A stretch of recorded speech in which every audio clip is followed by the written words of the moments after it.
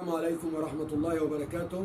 اللهم صل وسلم وبارك على سيدنا محمد النبي الأمي وعلى آله وصحبه وسلم تسليما كثيرا. ازيكم يا جماعة، عاملين ايه؟ يا رب تكونوا بخير وعلى خير. الناس في الفيديوهات الأولانية بتاعت عيلة رزق قالوا لي انت بتسرع الكلام ليه؟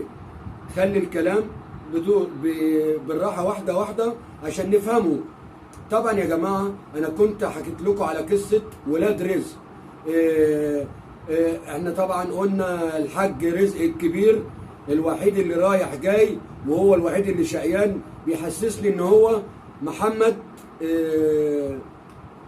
ابو سويلم في فيلم الارض. يا جماعه انتوا فاهمين قصه الفيلم الارض؟ الارض لو عطشانه نرويها بالجرابيع اللي زي دول. تمام يا جماعه، احنا لما طلعنا فوق الغيه لما نظفتهم اخر مره الحمام، لقيتهم مبهدلين الدنيا. لقيت رضا الكبير الجربوع بيتخانق مع الجربوع التاني اخوه. تمام، في ايه يا عم الحاج؟ قال ان انتوا وديتونا في داهيه، انتوا اللي عرتونا، وهو رات منه راجل شمال وودى نفسه في داهيه. ولدرجه ان الست دلوقتي زكيه زكريا سيبها تشتغل براحتها، سيبها تروح تجيب لك الاكل وانت قاعد يا دوبك تغسل المواعين، تقطف ملوخيه، تخرط باميه. يا جماعه انت خلاص عرفنا ديتك ايه يا دلدول، انت مالكش لازمه، انت يا دوبك تنظف البيت، تعمل روتين البيت انت يا حيوان، عشان تسيب زكيه زكريا هي واخواتها ينزلوا يجيبوا البذور عشان تقدر تاكل وتقدر ايه، ان انت يعني بعد ما كنت بتاخد محاليل الاول. طبعا انت فاكر شكلك زمان الفرد الحمام ده يا جماعه كان مش لاقي ياكل، ولما انا جبته وعطفت عليه والكلام ده، بس العالم اللي الجرابيع اللي زي دي ما بيتمرش فيها حاجه، الوسخ وسخ عشان ان هو نجس. ويسيب زكيه زكريا هي واخواتها يجيبوا لك الحبوب، ينزلوا بالليل ينزلوا الصبح، سيبهم براحتهم، ما تقولهمش انتوا رايحين فين، انت اصلا دلدول ما تقدرش، انت بتاخد على فكره لو انت قلت كده. وعايزين نعرف قصه الحاج الكبير رزق يا جماعه. ده الحاج محمد ابو سويلم في فيلم الارض ده، لما مثلوا وجسدوا الشخصيه بتاع الارض لو عطشانه نرويها بدمانا. والكربوع الكبير دلوقتي وظيفته ايه؟ يا دوبك ما بقاش ليه وظيفه، لدرجه ان انا لقيته في العشه ضرب اخواته وتنرفز على زكيه. وزكيه يا جماعه ما بتاكلش يعني الحمام ده زكيه دي، حمامه زكيه دي ما بتاكلش بمعلقه عاديه يا جماعه، دي بتاكل بالجروف. تمام، ان هي لا مؤاخذه ده حاطين صينيه تشت قدامهم يا جماعه بياكلوا فيه. حتى لما بتيجي تاكل بالجاروب بتاعها ده بحس ان بقها عامل شبه الفران البلدي الواسعه الكبيره دي يا جماعه بتاعت زمان.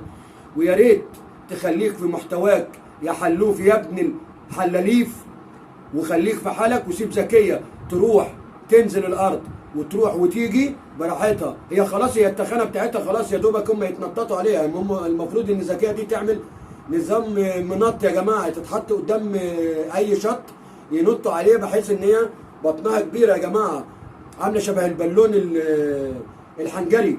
وطبعا يا جماعه انتوا زي ما انتوا شفتوا، انا حبيت ان انا اوضح الصوره واكلمكم بكلام عشان تفهموا الجرابيع دي. انا لقيتهم مكسرين لي العشه، انا نسيت احكي لكم على القصه يا جماعه. في ايه؟ قالوا ان انتوا وديتونا في داهيه، ان انتوا احرجتونا، ان احنا ناس محترمه. هم اصلا ناس جرابيع، وانتوا عارفين ان هم ناس شمال، والشمال الكبير طبعا بتاع العرقسوس، يشرب العرقسوس وما بيدراش باللي بيقولوا ايه. ده متعود يا جماعه ان يقول قال الله وقال الرسول، والست فضيله، والست كرامه، والست عفاف. بس هتجيب منين يا جربوع يا شمال الكلام اللي انت بتقوله ده؟ لقيته مكسر الدنيا وزكيه ضرباه. حتى الانسه حنفي بصراحه انا بحترمها جدا جدا جدا، ان هي عاشت على محتوى البيض بتاعها وخلتها في البيض بتاعها. ان انا عذبتها شويه يا جماعه، اديتها سنه كلوكوز مع شويه شطه.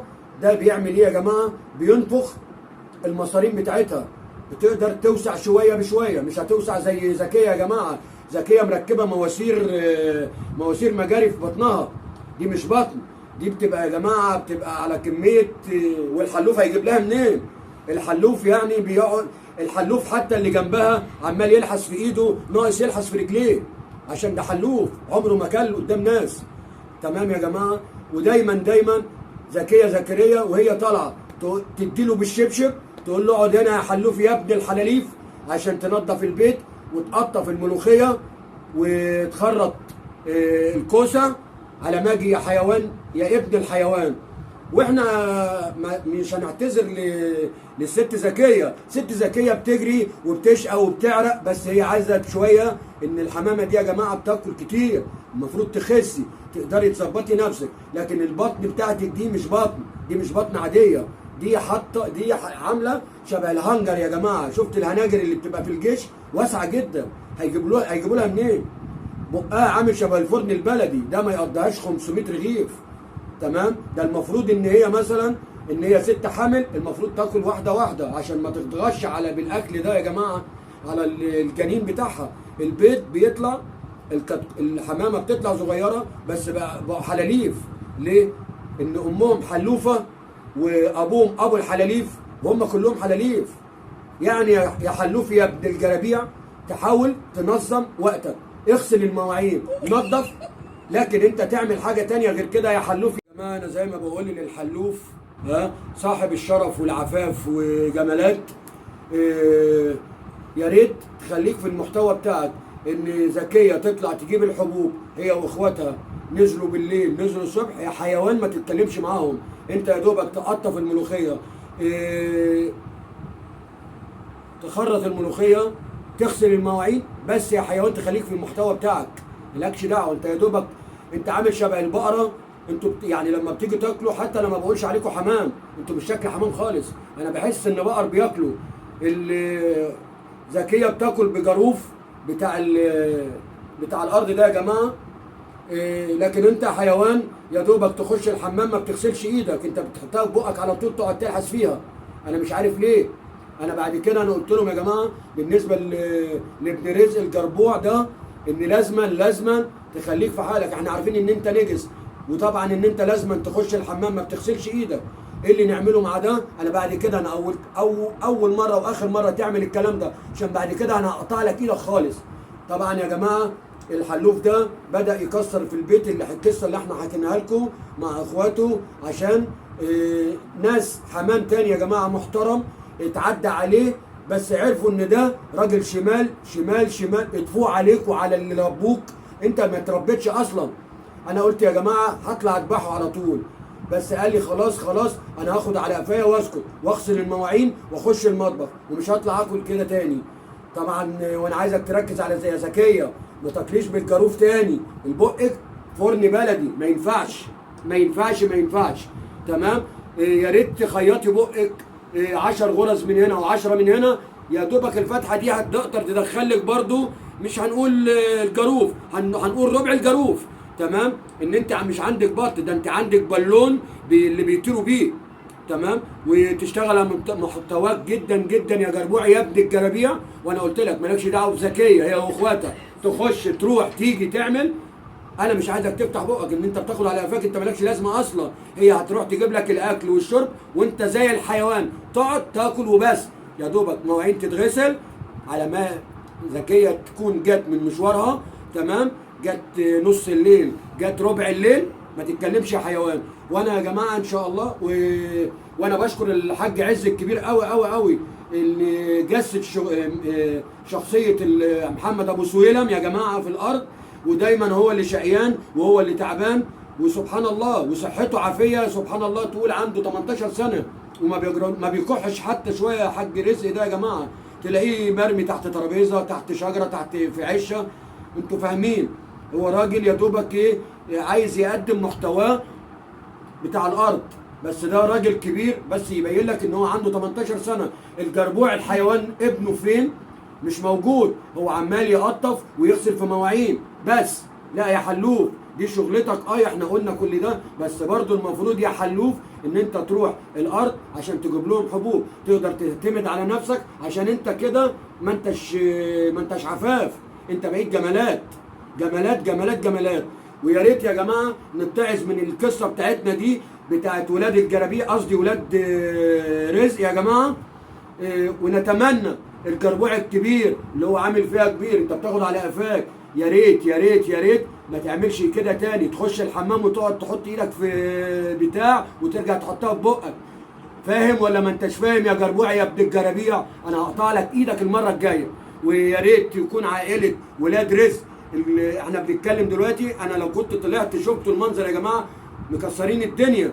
حتى اللوح الكبير اللي هو رضا، فرد الحمام الرضا يا جماعه، الحلوف ده خد على قفاه. ويا زكيه زكيه روحي واعملي اللي انت عايزاه، ضمي بقك شويه وبلاش الجاروف اللي انت بتاكلي بيه، خليه حاجه بسيطه شويه.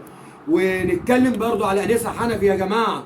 انسه حنفي انا احبك جدا جدا جدا واحترمك جدا جدا، عشان اعرفك ان انت جيتي قلتي لجوز الحمامه اللي انتوا كلمتوها بطريقه وحشه يا حنفي، يا انت فاهمني يا انسه حنفي. هو جوزها انا سمعت يا جماعه ان جوزها رد عليهم واكلهم من تحت رجليهم، عشان دول ناس ما لا مؤاخذه ناس ما بتعرفش ربنا، ناس شمال كلها. ويا زكي يا حنفي انسه حنفي، خليكي في محتوى البيت اللي انت بتعمليه وركزي على البيت، عشان بعد كده هحط لك الصرصور السخن فين؟ في الجناح بتاعك انت والجربوع ابن الجرابيع. ويا جربوع اشتغل على محتواك، غسيل ومكوى بس. وكده يا جماعه على الله بس يكون الجزء الثاني من ولاد رزق، الجزء الثالث من ولاد رزق ان هو كوميدي، يحاول ان هو يضحكوا يا جماعه. وانا بقول للجربوع اخر مره، خليك في الخضره، تروح تجيب الخضار، تيجي من الخضار تمسح الحمام، بعد الحمام تغسل الشقه يا حيوان يا ابن الحيوان، عشان بعد كده انا هطلع اذبحك مش هربيك تاني.